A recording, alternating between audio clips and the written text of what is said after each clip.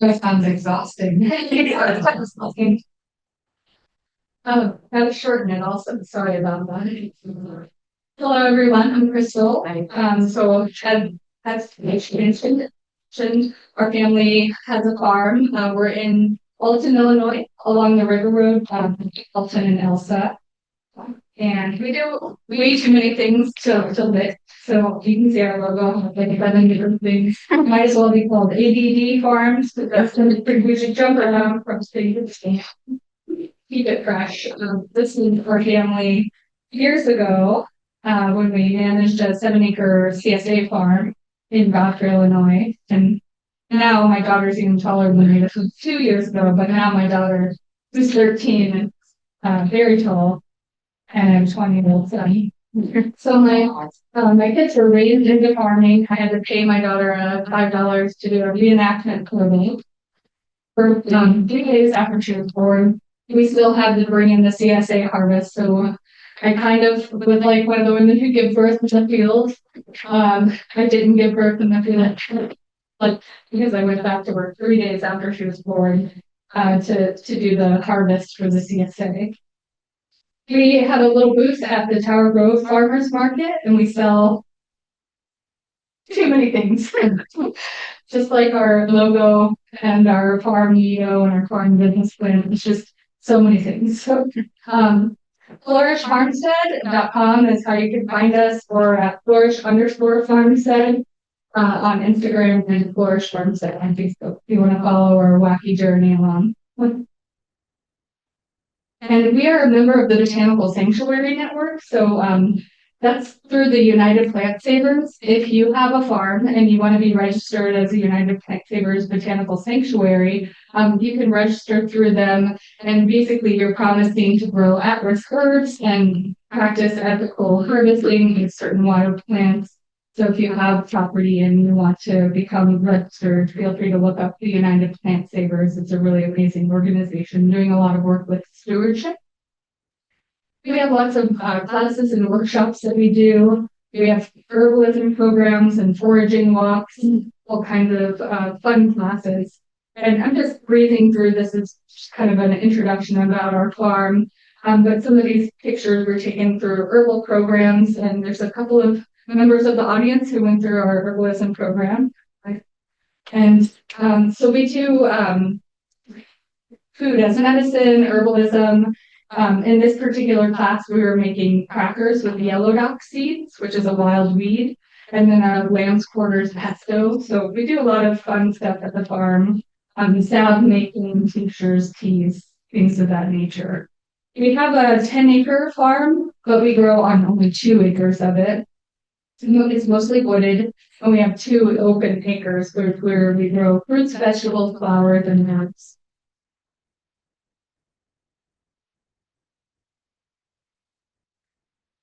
This is our herbalism group from this past. We have an herbalism group where people come out and they harvest their herbs and learn how to make tinctures and teas.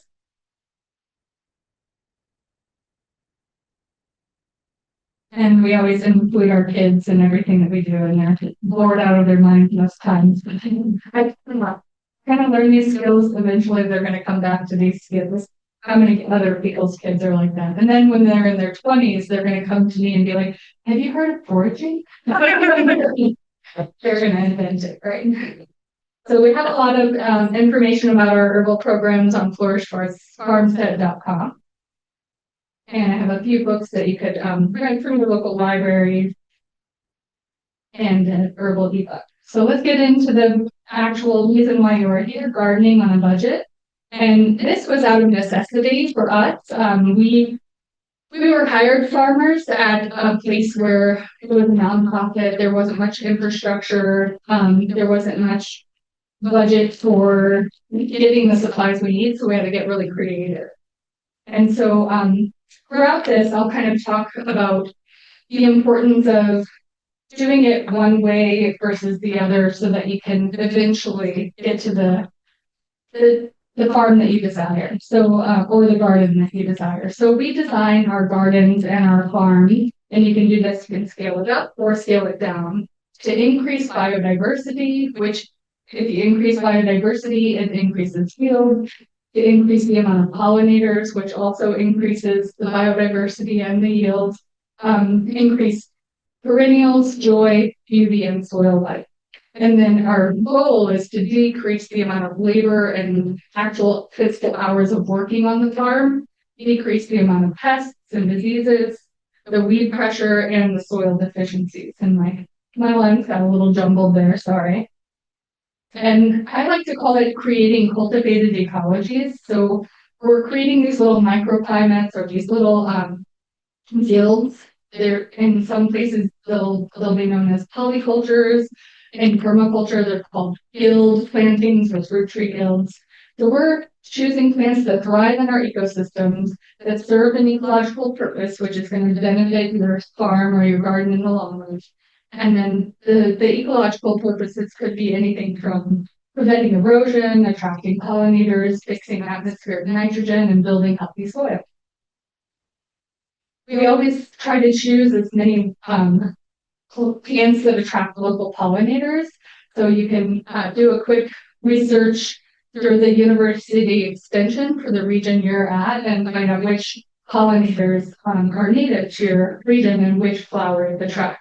Bringing the native pollinators are going to increase the biodiversity and really just increase the yield of all of the things that you're planting. And then choose plants that are acclimated to our climate and help prevent erosion. So this is kind of the method that we use, and it's cost effective because you're able to grow a lot in a small space. And oftentimes you can get cuttings or snippings. In fact, I have some free elderberry cuttings and you just stick it in the ground. So at the end, or if you have to leave early, feel free to come up and get one to take with you. So we try to choose as many things that are native to our region, native fruit producers such as elderberry, aronia berry, some of the native berries like wild black raspberries. Those do have thorns in their vine, and they do kind of take over. So you have to be mindful of how things grow. You don't want to just plant a bunch of invasive species in your garden, but you do want a lot of abundance. So the goals of a fruit tree guild are to have a continuous harvest. So you're going to have berries ripen in the late summer, early fall. You'll have herbs that you can harvest for tea. So in this particular fruit tree guild, let's just say this is an Asian pear in the middle, which is disease and pest resistant, very prolific. After 4 years, you get 5-gallon buckets galore of this fruit. So it's not going to be prone to the diseases or pests like other pears might be. You might have, and these pears you rarely ever see blemishes on. So this is a circle Asian pear. And if you get one this spring, you can plant it and by 4 years from now, have 10 5-gallon buckets of these beautiful, delicious pears that are highly sought after by chefs. And how many people have Asian pears? All right. Or pear trees? So I know some other things that are in here are going to be sorrel, which is a perennial. Sorrel is very lemony and sharp tasting, but it's a really delicious green that you can harvest in the spring and fall. Aronias are a native berry, and they're really beneficial. They're high in antioxidants and anthocyanins, so they're going to be very healthy and nutritious, edible berries. They're not very tasty, but you can throw them in a smoothie, and they're really amazing. And then there's a variety of things that are going to be either tea plants or ground cover or fixed atmospheric nitrogen. Some of our mottos are grow what you love to eat, and we love compost, and do it as cheaply as you can. So grow what you love to eat. If you're not a fan of radishes, don't waste your money on the seed, even though they're easy to grow. How many people actually like radishes in here? How many people don't? It's one of the very few vegetables I don't like, unless it's on tree. That's one of the that's that. But grow what you love to eat. Then you don't waste your money on produce you're never going to eat. Get your kids involved. If you have kids, you can have them help you choose what kind of vegetables from the feed catalog. And That way you're not wasting money on food. Choosing the right seeds. I just saw some friends back there. Sorry. Rustic root sanctuaries in the house. They have a farmer's market every Saturday. So choosing the right seeds. We are roughly in zone 6 to 7. It fluctuates based on where you are. If you're in the city, you might be a warmer because of the microclimate of the concrete. If you're out in the country, you might be in the 6 range. But the zones help guide you of what will grow in your region. So when you're looking at the USDA, normally I have the map, but I don't have it on this presentation. But the USDA zone hardiness map shows you what zone you're in, and it also gives you a link to what grows in your area. So orange trees aren't going to grow outside in our climate, but the Asian pears do. And you want to choose the right seeds that are acclimated to our region as well. So try to stick with some local seed companies. Or you can choose Black-owned seed companies, and I have a list of those here. Stay on that slide. Yeah, feel free to take a picture of them. Southern exposure seeds is really amazing. They have a lot of greens, okra, so many amazing seed varieties, and that's one of my favorite seed companies. And Haida Wallace is a famous author that has written a lot of books and grown a lot of seed varieties and saved those seeds. Really amazing. And then some local ones are Baker Creek Seed and Morgan County and Seed Geeks. Morgan County, if you're doing a large garden, you can get, let's say, a pound of seed for like $12. Whereas, you get your little seed packet that's about $4 or $5 and it has like 12 seeds in it, depending on the variety. But Morgan County, when we did our farm, the 7-acre farm, when we were the hired farmers there, we could get pounds of seeds for less than $15. And that's a good way to go if you're selling for market, or if you're doing a community garden or a school garden, or if you just really love vegetables. You can save money on seed by saving your own seed from your garden or a local community garden, even from the grocery store produce. There's been a couple of different long red sweet peppers from the grocery store that I'll cut open and just save the seeds. And each pepper has, 30 something seeds in it. So you can save those, and each one of those seeds is going to be a viable plant. This store-bought produce, sometimes they don't sprout. But if you get organic, they typically do. You can also attend local seed swaps, and you can just look those up in your region. Typically, gardening clubs have seed swaps, sometimes the Sierra Club, community gardens, Seed STL. You all have a seed swap? We have one coming up, a date that's to be determined. Canceled due to weather, but yeah, we're having one this year. And plant swaps as well, right? You can also again purchase your seeds in bulk and divvy them up amongst friends as well. And Seed St. Louis has this lovely planting calendar. Do you have copies of it here? We do. Yeah, and we also have 2025 ones. There's always a couple tweaks. Okay. So make sure you get your free copy of this. They also have it downloadable on their website as well. So this is a really good thing to put on your fridge or keep it with your seeds so you know what to plant when you get. How many people use a seed? How many people are a spreadsheet kind of person where you have to have all your seeds? A freak in the sheets. I saw a coffee mug recently with that, and I thought about getting it for Jan. She's good at those spreadsheets. Spreadsheets. If you're starting your seeds indoors, you can think about getting a shop light. And the trick to that, sometimes it gets too hot with those shop lights. So what you could do is go to the hardware store and get one hot tube or one warm tube and one cool tube. And I believe the cool ones are fluorescent. So then it has an even heat to it. And you can have them spaced anywhere from 12 inches to 2 feet above the actual trays where you're starting.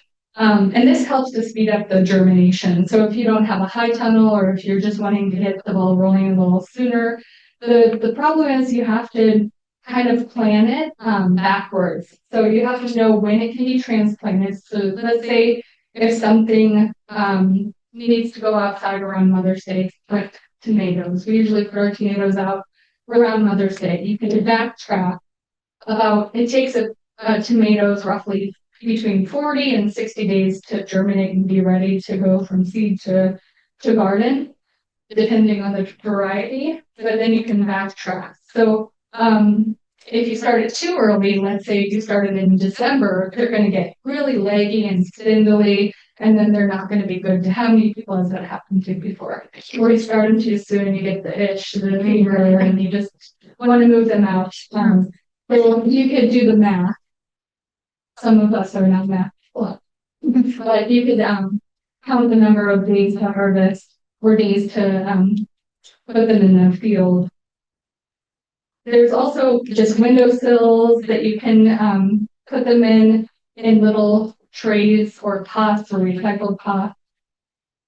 And for labels, we like to cut up old Venetian blinds. People are always getting rid of those. And so that's a cheap and free way to do your labels. So I would recommend using a Sharpie and writing over it twice and dusting them off. Some of those are covered with like 16 years of dust. So wash them, sanitize them. That way they're easier to write. They will fade over time. The popsicle sticks do work the best. And they work best with pencils. You can card it in there. How many people have labels that just go, they wash them, then you don't know what's good? I mixed up 16 trays of hot peppers with 16 trays of sweet peppers. That's the labels washed off. So I didn't dust them off first. Some of my favorite growing mediums are found locally at Farm and Home, which is Happy Frog and Fox Farm. You can get really, really good Vermont compost. But that's 1,000+ miles away, and you can't always gain access to that. So I would say getting a nice seed starting medium. Happy Frog and Fox Farm both have a really nice potting soil. One of them has more fish emulsion and fish components and seaweed, and the other one has that long gold components. So you can use whatever you would like. Organic is best. For the most part, just avoid starting your soil in like thick compost. Just make sure it's light and fluffy. Most of them have like vermiculite or perlite to soften it up a little bit. And you can start in open flats or you can start in recycled containers. I've seen a lot of people do milk jugs to get their plants started. There's a variety of ways you can start them. We like to sow them really thick in trays and then divide them out when we're ready, just because we don't have an unlimited supply.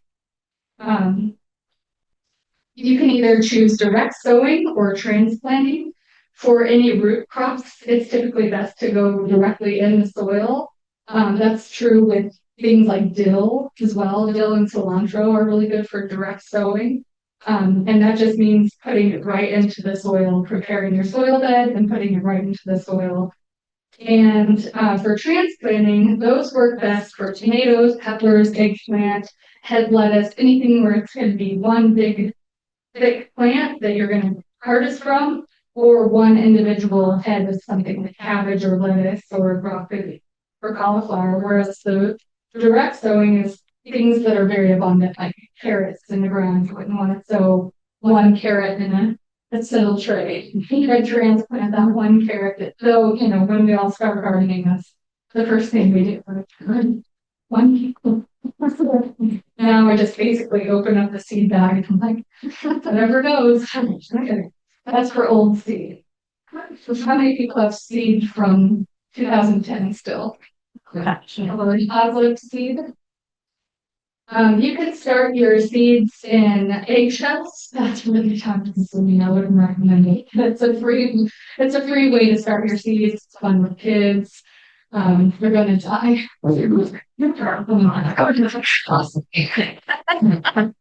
Drainage. Like these recycled or the pots made with like cardboard, recycled cardboard. They're really great until you pick them up and then they fall apart. But it's okay, but it's okay. Not the best for a plant sale. They get all slimy and nobody wants to touch a slimy pot. But they're great, they're eco-friendly, they're biodegradable, but they're not great for a plant sale. So you might want to just get some recycled pots if you're doing plant sales. But if you're just doing them for your own garden, these biodegradable pots work best and they are very affordable. And then some people just build wooden flats and so their starts directly in those. I think it's John Jevons has a whole tutorial about that. And he's trying to, I'm not sure if he's still around anymore, but he wrote a lot of books and did a lot of videos on no plastic gardening, which is really cool. Or then you can use plastic. Reverse flow.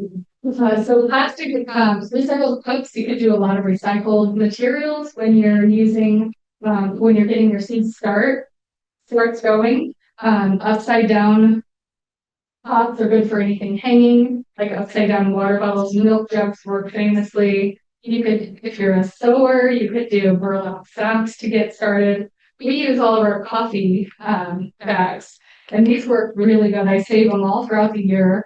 We drink like 1 to 2 pots a day, so you can imagine how many coffee bags that you have. And you can poke holes in the bottom of them, then put a little bit of sand, like clay sand, 1 inch of clay sand, and then put some nice compost, and then put your tomato starts. These were all started from when they were little babies, and I put them right in the top half of the coffee bags. And then by the time the farmer's market starts, I would have like, 2-3 feet tomato plants that I could sell for sometimes $10 if it was a really big heirloom tomato.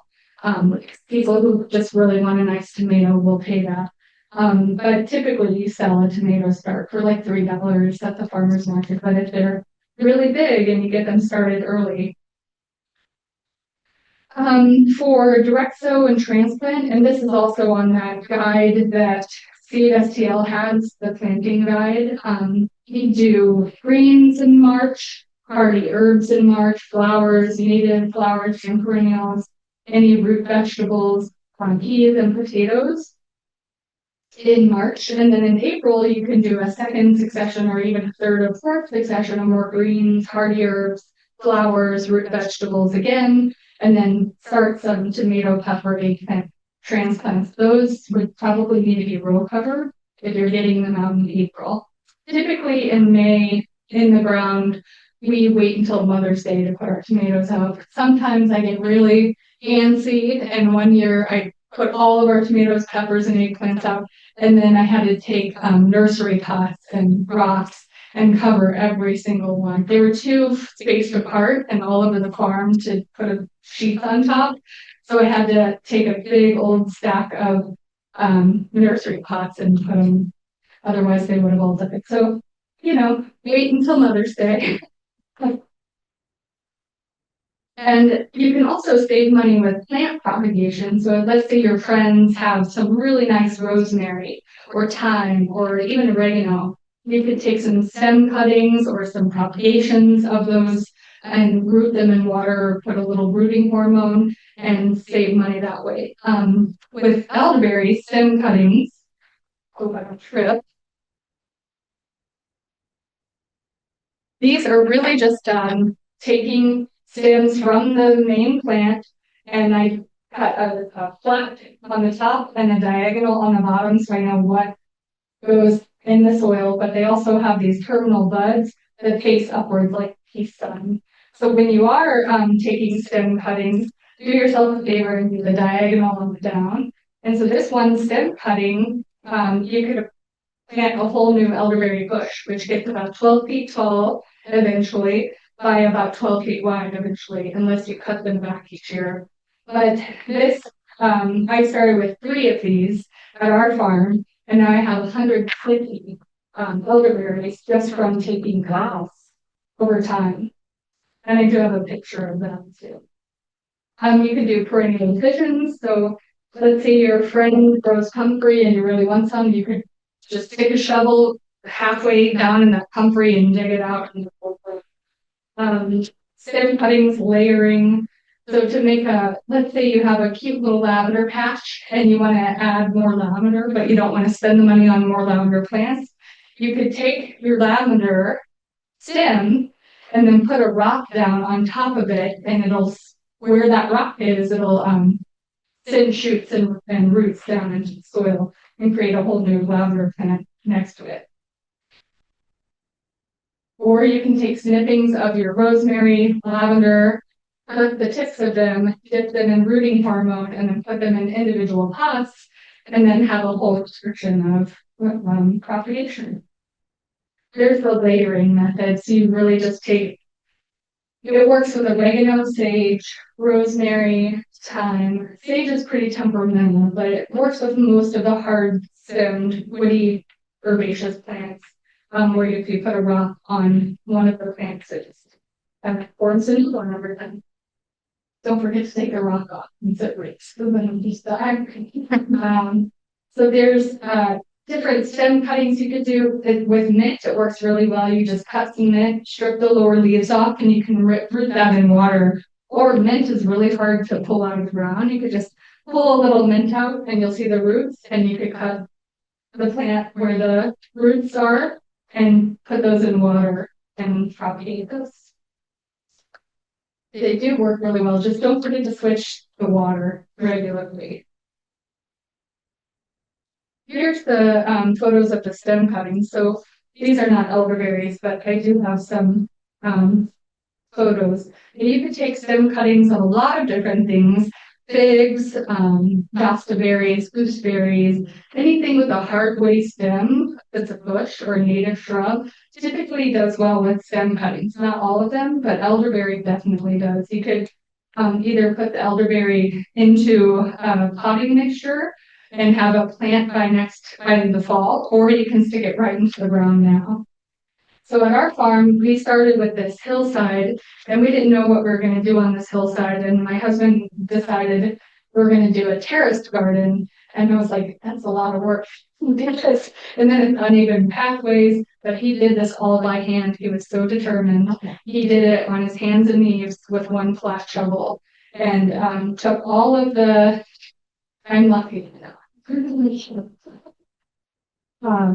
He took all of the soil out of the walking paths and put it in the bed. And then we grew, that's kind of how we started with it. And then we grew some really nice garlic in that area. And then my kids and I took all the cuttings from our 3 elderberry bushes and we planted on the hillside. It was a very cold day in February. And we planted 150, and now it's a really beautiful orchard. And that's my daughter. And so the elderberries are all about 6 feet tall by now. This was after our cutting, so they're very tall now. So a few years ago. So I love to talk about elderberry because it is one of those plants where if you take one stem cutting, it's the gift that keeps on giving. Which is gardening on a budget, right? So elderberry is one of the best herbs for us as humans. It's very rich in antioxidants, amazing for brain health. It's an immunomodulator, so it helps with cold and flu symptoms. They're doing studies, I believe, with the university extension agencies, but it might be through Johns Hopkins, but I could be wrong. They're doing studies on brain health and taking elderberry as a preventative measure for Alzheimer's and dementia.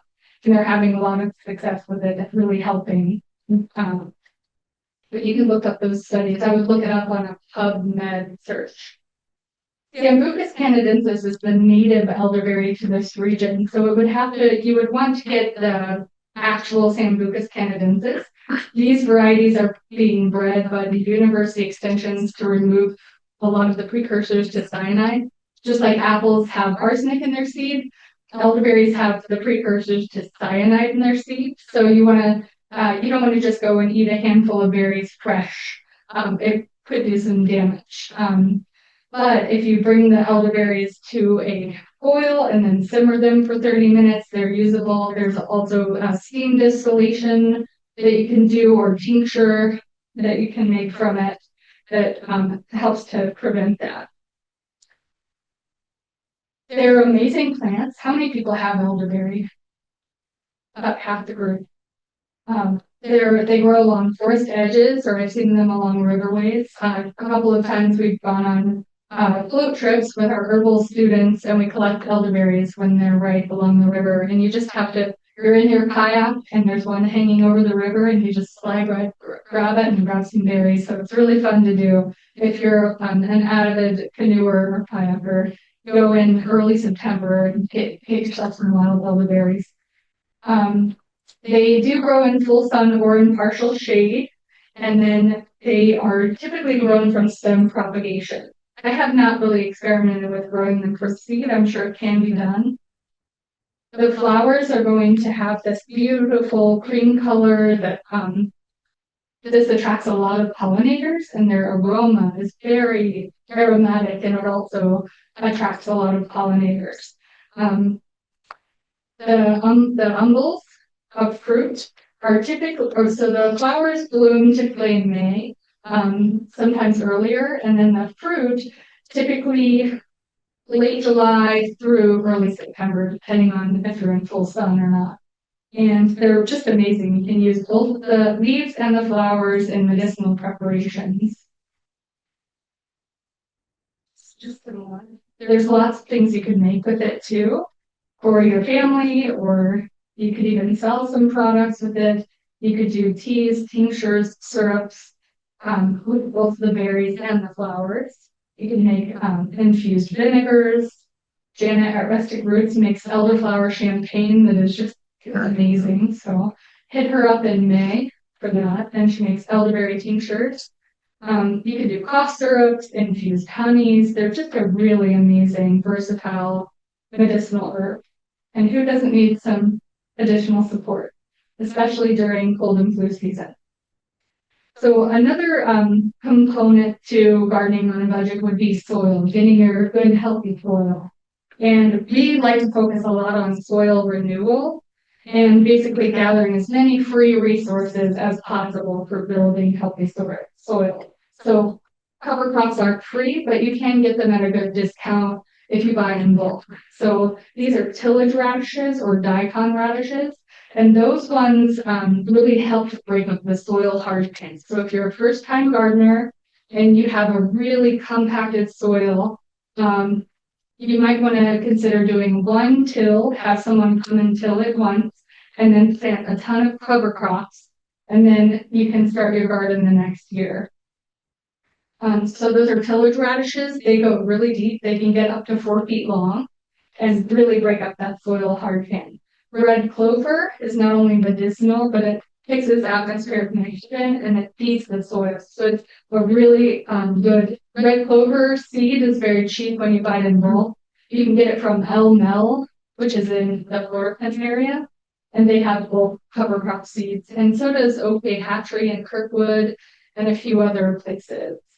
Hairy vetch is a really wonderful ground cover or cover crop. And cover crops, essentially, they help to feed your soil. So you till once, plant the cover crop, and then you can just mow it under or till it under. My husband and I used to go on little date nights at 4 a.m. not getting home at 4 a.m., leaving the house at 4 a.m. and going to collect everybody's lawn leaf. We called it our date night just to make it fun. It was back when he had a pickup truck and I could ninja my way and grab. When we lived in the city, we just go and grab as many as I can.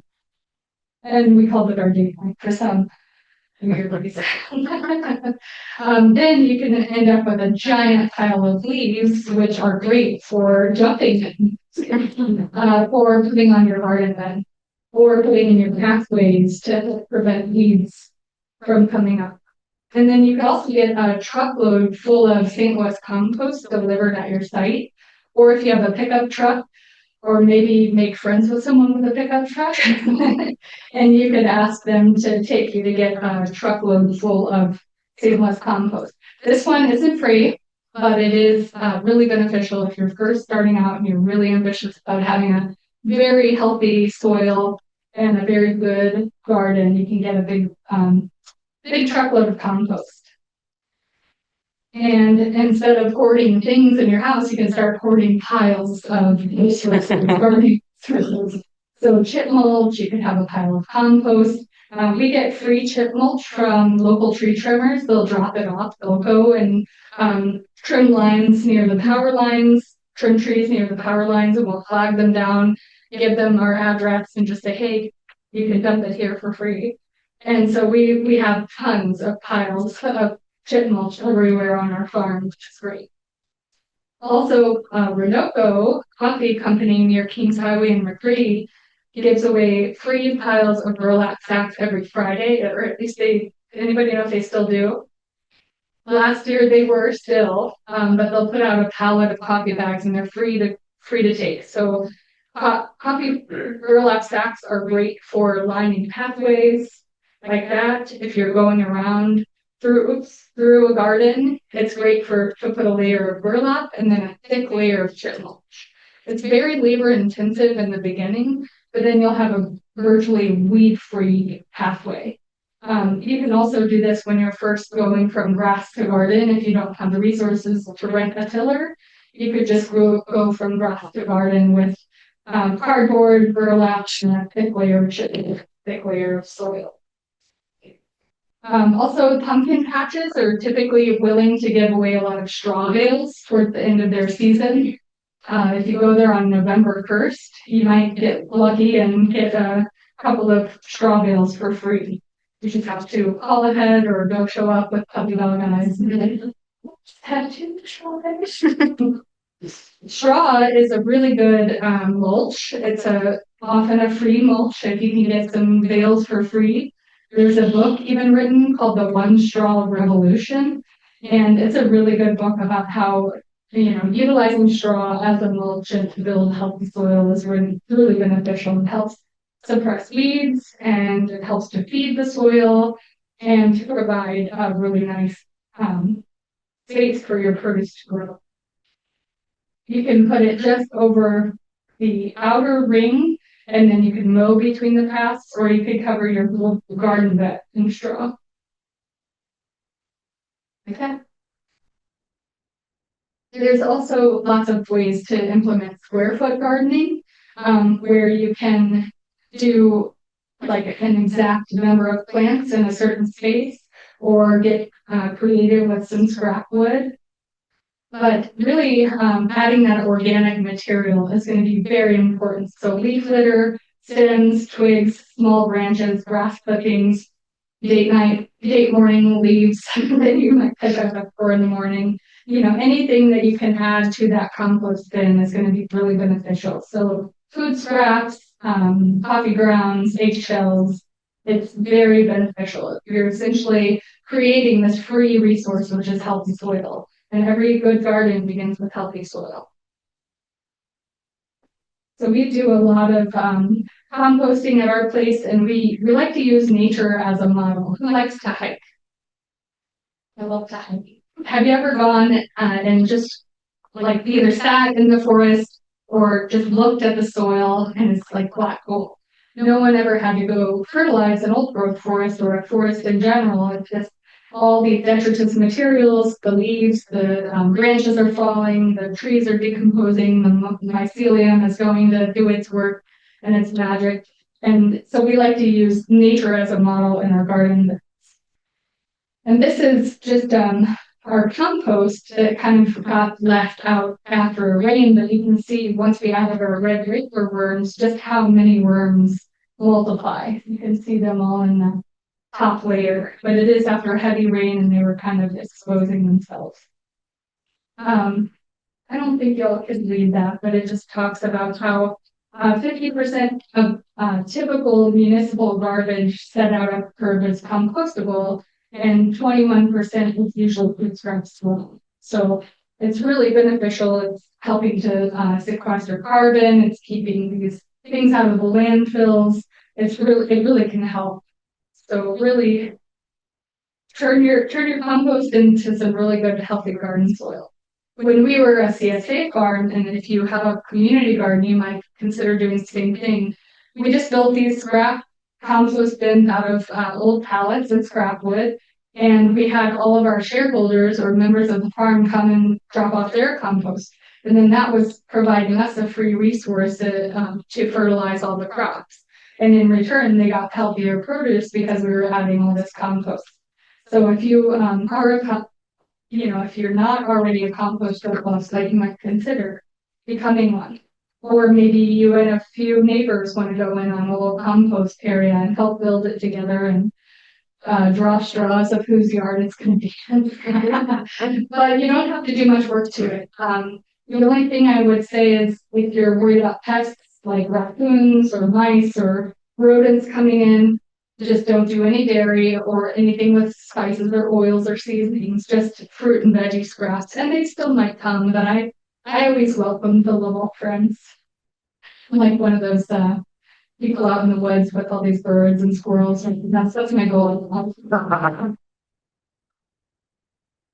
I should have some whistling sounds that start calling us. Maybe a big bird. So. But compost drop-off sites, it doesn't have to be fancy. You can get creative. Who loves who doesn't have some scrap wood lying around if you're handy. And then we use a lot of vermiculture and worm castings to break down soil. So anytime we start a new compost bin on our farm, we add a handful of red regular worms. And I usually have a cute picture that goes along with this. One time my son was 5 when we first started. He's 20 now, but when he was 5, I told him he was getting a present in the mail, and he probably thought it was Legos. So he goes to open the box, and it's a box full of worms. Doesn't compost anymore. And he's hard with me on the garden for like this. He will help occasionally, but imagine being a kid and saying, getting a present, you get a basket of worms. I thought it was going to be fun for him.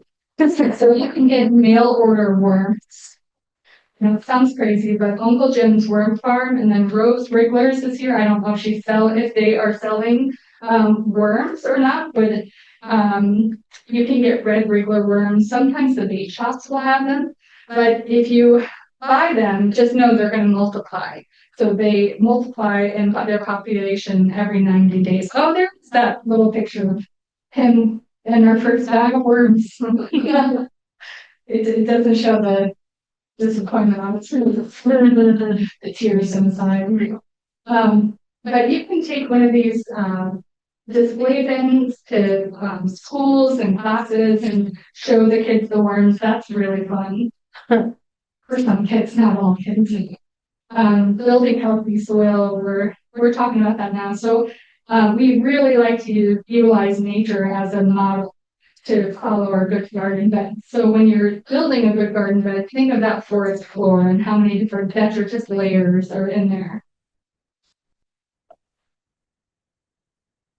And this is typically what our compost piles look like. How many others are like that? How many people have a pristine compost area? All right. We have any prizes to pay all wear. We always surround our compost with comfrey, and that's why I mentioned overgrowth. The second bin, that was just a mystery squash that's promoted out, and I thought it looked cool, so we left it in there. But we always grow comfrey because comfrey is a good chop and drop herb. It helps to feed the soil, and it can be used as a living mulch. And what that means is that you're taking this plant and just cutting it at the base, and then you can mulch fruit trees with it, which add a lot of nutrients, or you can put it in pathways so that it suppresses the weeds. It's just really good. So healthy soil equals higher yields. We also like to use the lasagna method or lasagna gardening method, where you can do, if we're building a new garden bed, we'll typically either do one till first and then add some organic materials, or if we're just going from grass to garden, we'll do grass, cardboard, thick layer on top of the grass, and then you can do wet newspaper, straw, or mulch, or garden topsoil, and then just keep adding. We have goats too, so we do a lot of goat manure in our beds, but then don't plant them until the next year. So we let them get nice and ready to go. Like they age and we add worms to them, the red wrigglers, and they eat that detritus material and turn it into herb casseys. We need a picture of that. Sorry. And it's different for urban environments, but for rural environments, sometimes we'll have a 5-year compost pile that has like bones, or it has those biodegradable cups and plates. And that's our 5-year pile, and we just add a ton of chip mulch to that, so it breaks down after 5 years.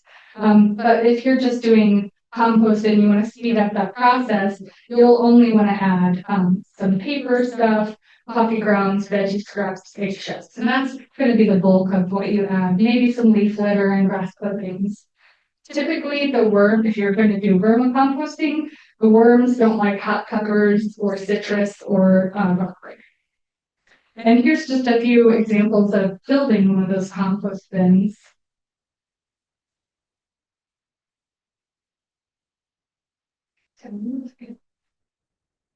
And redworms do double their population every 90 days. Okay. Where to locate free compost? Let's say you don't want to compost, or you don't want to bother with all that, getting all those materials and having piles. There are several resources, and this is from the city of St. Louis. It's stlouis-missouri.gov, and it's in their forestry section. They have where to get compost and chip mulch. So Bell Garden is that still available for free. Ninth and Martin, Soulard Community Garden, Geyer in Ohio, Chippewa in Oregon, Park in Dolman, Carondelet Park, and Hickey Park. All of those places, I believe, still have functioning compost. I would suggest always wearing gloves and boots, never sandals, and don't go without gloves. In one of the Carondelet ones, I was helping my mom. I was just a little kid helping my mom scoop it into, and I found a needle in that. So just be careful, be cautious, wear gloves. I was barefoot and just helping her scrape. So just be cautious. You never know what you're going to find in those piles, but it's free. It's very free, and it's sometimes some of the best soil you can get in the city. Seed St. Louis has all these wonderful tips and tricks, planting guides, how to start, join, or expand a garden or an orchard. They have compost and mulch resources. And then a couple more things we'll talk about is weed suppression. So weeding can be daunting in a garden setting, but if you spend the time ahead of time getting your garden beds built the right way and adding the mulch and putting things in the pathways so the weeds don't take over your entire life, you can do what we call occultation, which is a method where you first build your beds. That's a terrible picture, sorry, but you can first build up your beds, and then you can put a tarp that's non-permeable, and you let that sit 3 to 6 weeks, and that starves the soil. It starves the weed seedlings of light, so that they get hot enough to germinate, but then they die because they're starved of light and they're trapped under the paint. So that can give you a head start for gardening. There's also solarization. Let's say you have some disease in your garden and you want to start over. You can use a clear plastic tarp and do solarization, which helps to kill pathogens. You just want to leave it on for no more than 6 weeks. And then at the end, you'll have soil like that after you've occultated that's just ready to plant it. This is at Earth Dance when my husband was the farm manager, and they had 12 apprentices at the time. So they did biodegradable plastic mulch, which in a garden setting that would be pretty affordable. So it's biodegradable plastic mulch, and then burlap sack pathways, and then on top of the burlap sack pathways, a thick layer of leaf mulch. And then when you go to plant in it, that's the before, and that's the after, not a weed in sight. So it's really beneficial. That they do have a plastic mulch layer. So it is a bit of a process. You have to use a tractor to lay down that biodegradable plastic mulch. But there's ways to do that and ways to model it without all the fancy supplies like leaf litter, straw, the burlap sacks. So I guess one of the key components here is the burlap sacks and the pathways. And then there's also free pallets. You can go to many different hardware stores or grocery stores and ask the manager to see if you can have a few pallets. And there's lots of scrap wood on Facebook Marketplace for free often, Craigslist, Free Cycle, that you could build garden beds with. You get really creative with scrap wood and pallets to make little raised garden beds. And then you can also find rock piles that you can go get for free. Some people have too much, so they'll put out a post and say, hey, I have a pile of rocks, come get them, and they're yours. You could do vertical gardening with pallets. Just you have to be handy with some power tools. Lots of different log options. You are handy with a chainsaw. There's a little herb pallet garden. There's the resources I mentioned. There's Facebook Marketplace for free garden resources, Craigslist, Farm and Garden, Free Cycle, STL. While you're at Craigslist, make sure you look at the missed connection to the reads. Plant swaps, seed swaps, and then ask a friend for root divisions. So here's just some examples of different resources you could use, like fallen logs, branches from your yard to line your herb beds or your garden beds. You could do the mulch pathways or the free mulch. And then don't forget to plant a lot of pollinator attractors. So those always are going to be very beneficial. Without pollinators, our plate would be empty. And there's lots of different native pollinators that are attracted to native flowers like the common milkweed and the swamp milkweed. So make sure you pick those. I think I only have a couple of minutes here. I think that's good. We'll open it up for questions or more jokes. I got two